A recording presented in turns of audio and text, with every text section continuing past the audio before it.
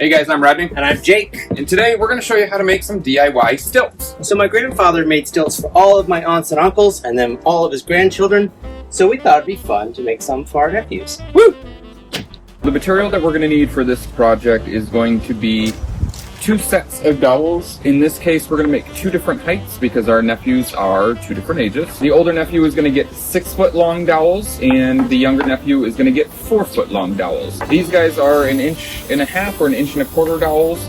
And then you'll also need 4 scrap pieces of 2x4. In our case, we're going to do 12-inch heights on these stilts so the boys can stand 12 inches taller. And then we're going to take these guys and cut them down to 12 inches. And this is what's going to support their foot. And then we're going to use our table saw with our dado bits to basically cut out a chunk of the dowel for this footrest to sit inside nice and flush so that we've got a really good connection. If you do not have a dado blade to cut these kind of grooves or chunks out of the dowels, it's totally okay. It's just going to require more passes from your thin blade, but it is totally doable. We are going to change ours to the dado blade, and the first thing that you're going to do is make sure that your machine is unplugged to be nice and safe.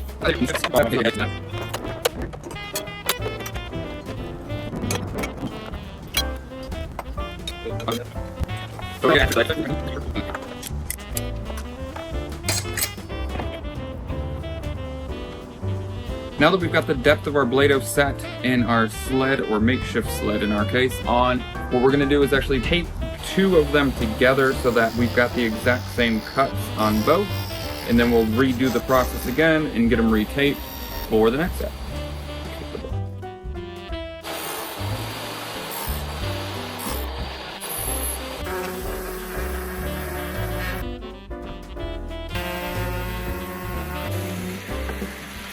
Now that everything has been sanded and it's nice and smooth to the touch, and we've kind of broke down the edges on the little feet pads here, we're going to go ahead and get these guys secured in.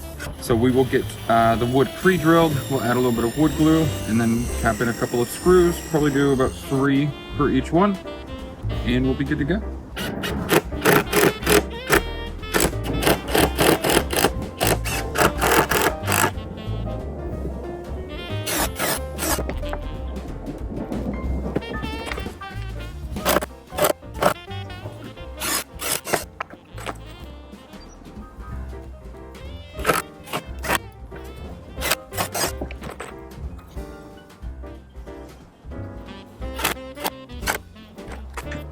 Now that they are all glued up and secured, we'll take them back over to the chop saw just to take off this little lip there, but there's a slight height difference, so we're just going to use the chop saw to give us a nice smooth cut there, and they're pretty much ready to go.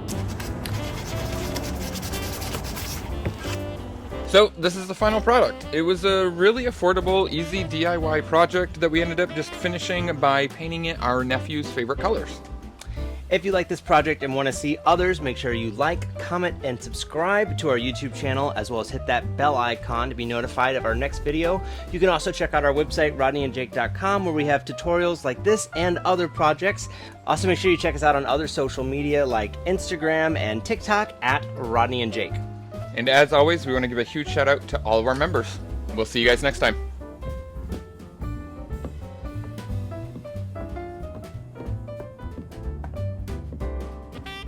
DIY, affordable. That was really good. I'll just finish it this time.